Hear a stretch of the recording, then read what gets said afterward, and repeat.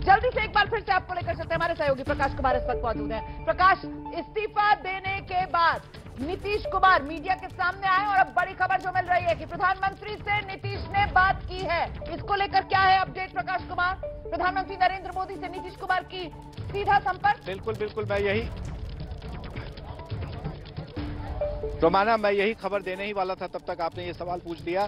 प्रधानमंत्री से बात होने की खबर आई है, सूचना आई है कि नीतीश कुमार की बात सीधे प्रधानमंत्री से हुई है। आपको याद होगा कि जननायक जब कर्पूरी ठाकुर के जन्म शताब्दी के अवसर पर उन्होंने कहा था कि पीएम तो हमारे रामनाथ ठाकुर जी जो एमपी हैं उनसे बात की है, लेकिन उनसे बात नहीं हुई।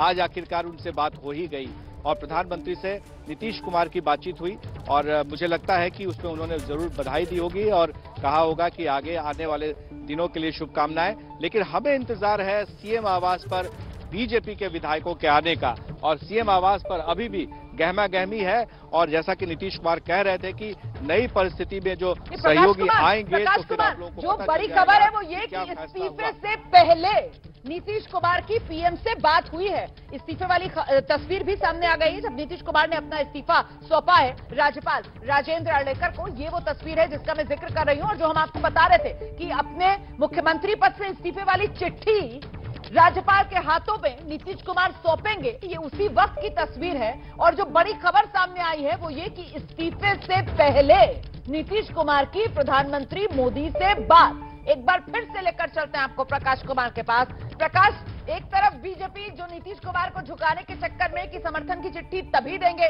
जब नीतीश इस्तीफा दे देंगे, और इसी क्रम में ये खबर कि नीतीश ने इस्तीफे से पहले प्रधानमंत्री मोदी से बात की। मतलब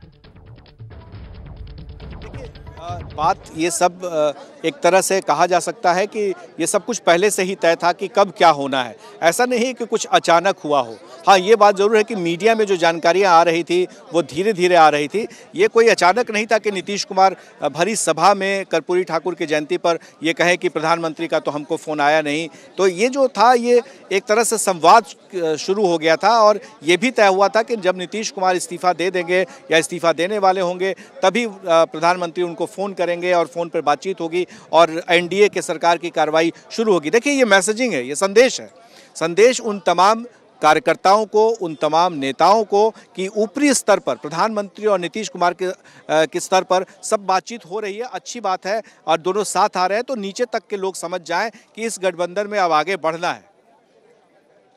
बिहार के बीजेपी के इकाई के जो प्रदेश अध्यक्ष हैं या अन्य नेता, उनकी तरफ से तो कहा जा रहा था कि अभी नीतीश को और झुकाना है। और इस सब के बीच वो जो आप जिक्र कर रहे थे ना प्रकाश कुमार कि संजय झा जेडीयू के वो नेता जो पुल का काम करते रहे हैं जेडीयू और बीजेपी के बीच, वो निकले हैं सीएम आवास से, तो वो पहुंच गए हैं बीजेपी दफ्तर। और इस वक्त की बड़ी खबर यही है कि वही संजय झा बीजेपी के बिहार के जो अध्यक्ष हैं सम्राट चौधरी, उनसे मुलाकात कर रहे हैं बीजेपी मुख्यालय पर ही। हमारे साथ हमारे दो सहयोगी इस वक्त मौजूद हैं, वीरेश भी, अंकित भी। वीरेश, बताइए क्या अपडेट? बिहार बीजेपी दफ्तर में अब हलचल बढ़ रही है। देखिए, अरुण जेटली जी के जमाने से ही संजय झा कड़ी का काम करते रहे और संजय झा पहुंचे हैं भाजपा के दफ्तर पर। सम्राट चौधरी से बातचीत चल रही है, स्थानीय नेताओं से, क्षेत्रीय नेतृत्व से बातचीत चल रही है। एबीपी न्यूज पहला ऐसा चैनल है जिसने दर्शकों को यह बताया है कि जब नीतीश इस्तीफा देंगे तो उनका कोई बड़ा नेता भारतीय जनता पार्टी के दफ्तर पहुंचेगा, समर्थन मांगेगा, क्योंकि सम्राट चौधरी बैकफुट पर आने के लिए तैयार नहीं थे। सम्राट चौधरी ने यह तय कर रखा था कि इस बार बड़े भाई की भूमिका में भारतीय जनता पार्टी बिहार में होगी और वो बार्गेन कर रहे थे, लगातार कोशिश कर रहे थे। सुशील मोदी नीतीश कुमार का संदेश लेकर पहुंचे थे भाजपा दफ्तर में। जब भाजपा दफ्तर में मीटिंग शुरू हुई तो सबसे आखिर में आने वाले शख्स का नाम, नेता का नाम सुशील मोदी था। सोर्सेज से खबर मेरे पास है कि सुशील मोदी ने ये बात कही सम्राट चौधरी से कि भारतीय जनता पार्टी के विधायक पहले की भांति राजभवन में इस्तीफा के समय पहुंच जाएं, नीतीश कुमार के साथ चले जाएं। लेकिन सम्राट चौधरी अडिग रहे। उन्होंने कहा कि नहीं, ऐसा नहीं हो सकता, उनको आना पड़ेगा, समर्थन मांगेंगे, पहले वो इस्तीफा दें। लेकिन इसके पिछली बार आपने देखा होगा कि भारतीय जनता पार्टी के विधायक सरेंडर की स्थिति में, भाजपा सरेंडर की स्थिति में बिहार में रहती रही है। जो आबो हवा को जानते हैं बिहार को। देखिए, सम्राट चौधरी का आप जिक्र बार बार कर रहे हैं। सम्राट चौधरी ने तो पगड़ी का सवाल बना लिया था नीतीश कुमार को यहां सवाल बड़ा ये हो जाता है कि अब तो इस्तीफे से पहले नीतीश कुमार सीधे प्रधानमंत्री से बात कर रहे हैं और ऐसे में अब संजय झा का पहुंचना, सम्राट चौधरी से मुलाकात करना, मतलब अब यहीं से आगे पटकथा बढ़ेगी अंकित गुप्ता। और बहुत मुमकिन कि एक साथ सम्राट चौधरी, संजय झा सीएम आवास के लिए निकले यहां से। अंकित, अपडेट क्या मिल रहा है? जी बिल्कुल, काफी हद तक मुमकिन है, क्योंकि जो जब संजय झा यहाँ पर पहुंचे हैं वो सीधे सम्राट चौधरी से मिलने के लिए वहां पर पहुंचे। और देखिए रोमाना, ऐसा कम ही होता है जब जो है दूसरे दल का कोई बड़ा नेता किसी और दूसरे दल के दफ्तर में जाता है, उसके पार्टी अध्यक्ष से मुलाकात करता है, तो अपने आप में ये तस्वीरें बहुत ज्यादा महत्वपूर्ण हो जाती है। और एक और चीज यहाँ पर बताना चाहूंगा, जिस बात का जिक्र भी जो है विदेश भी कर रहे थे, प्रकाश भी कर रहे थे, संजय झा का रोल क्या है। संजय झा नीतीश कुमार के वो करीबी हैं जिनके लिए कहा जाता है कि वो बीजेपी के जो है काफी करीबी रहते हैं। वहीं लल्लन सिंह के लिए कहा जाता है कि वो आरजेडी के करीबी थे। तो लल्लन सिंह का हटना, संजय झा का एक बार फिर से सीन में आना और संजय झा का बीजेपी के दफ्तर में पहुंचना काफी महत्वपूर्ण हो जाता है। ये बताइए, नीतीश ने मैं आपके पास लौटूंगी। इस वक्त आरजेडी की पहली प्रतिक्रिया आ गई है। सरकार खत्म होने पर आरजेडी की तरफ से पहली प्रतिक्रिया। नीतीश युवाओं के रोजगार के मामले को, युवाओं के नौकरी के मामले को इन्होंने पुनः नफरत की राजनीति की ओर ढकेलने का काम किया है।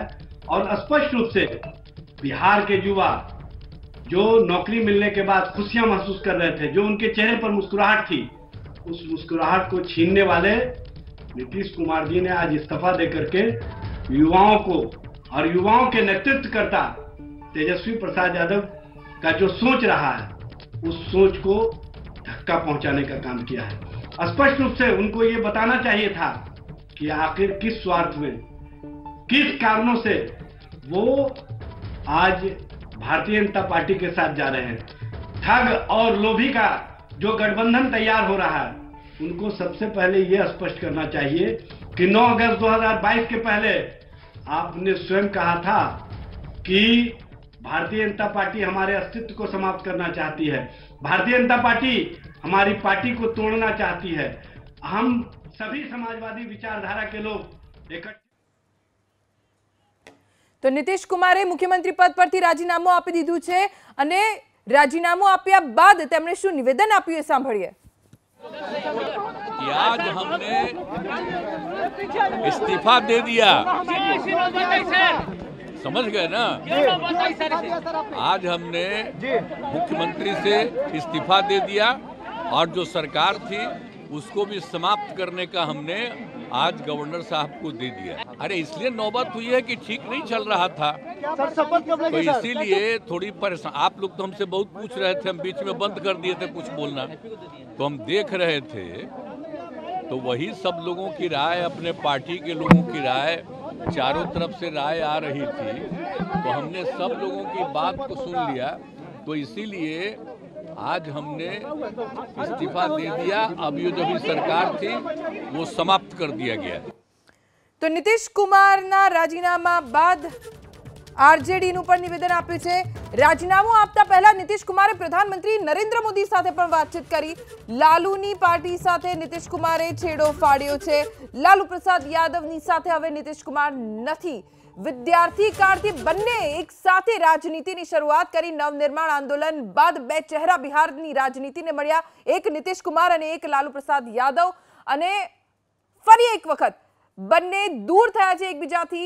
જેડીયુ અને આરજેડીનું ગઠબંધન તૂટ્યું છે અને સાથે જ મુખ્યમંત્રી પદ પરથી રાજીનામું આપી દીધું છે નીતિશ કુમારે। બિહારની રાજનીતિમાં આ સૌથી મોટો ઉલટફેર ફરી એક વખત નીતિશ કુમારે પલટી મારી।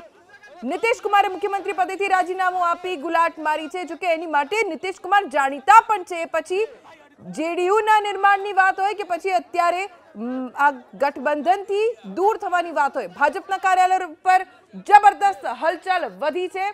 ભારતીય જનતા પાર્ટીના કાર્યાલય ઉપર હલચલ વધી ગઈ છે। और जो सरकार थी उसको भी समाप्त करने का हमने आज गवर्नर साहब को दे दिया। अरे इसलिए नौबत हुई है कि ठीक नहीं चल रहा था। सर शपथ कब लगे सर? ये थोड़ी परेशान। आप लोग हमसे बहुत पूछ रहे थे, बीच में बंद कर दिए थे कुछ बोलना, तो हम देख रहे थे, तो वही सब लोगों की राय, अपने पार्टी के लोगों की राय, चारों तरफ से राय आ रही थी, तो हमने सब लोगों की बात को सुन लिया। तो इसीलिए आज हमने अरे चुप रहो यार, सरकार थी वो समाप्त कर दिया गया। आखिर क्या नौबत आ गई थी जब महागठबंधन को आपको छोड़ना पड़ा नीतीश जी? अभी हम लोग पहले गठबंधन को छोड़ के नए गठबंधन बनाए। अरे चुप रहो ना यार। गठबंधन 1.5 महीना से बनाए थे, 1.5 साल से। तो यहाँ पर भी जो स्थिति इधर आकर के जिस तरह से लोग अरे यार हो रहा था, जो मेहनत किया जाता था, वही लोग काम कर रहे हैं धीरे-धीरे। तो इसीलिए आज हम लोगों ने दे दिया, अलग हो गए। अब आज अन्य पार्टियां एक साथ होकर के जो पहले थी वो अगर आज ही अगर तय करेगी तो आज उसके बारे में फैसला होगा। तो आप जानिएगा, अभी वेट करिए। शपथ होगी सर, शपथ आज ही लेंगे, शपथ सर आज ही लिया जाएगा। सर पीएम का फोन आया था दिया कि हमको लगा हम बीच में तो कुछ नहीं बोल रहे थे। आप याद करिए ना कि बीच में बहुत कुछ कहना चाह रहे थे, नहीं कुछ बोल रहे थे, हम कुछ नहीं बोल रहे थे। चारों तरफ की बात थी, कितना काम हम कर रहे थे। और उधर भी लोग हम अलायंस करवाए, क्या क्या करवाए।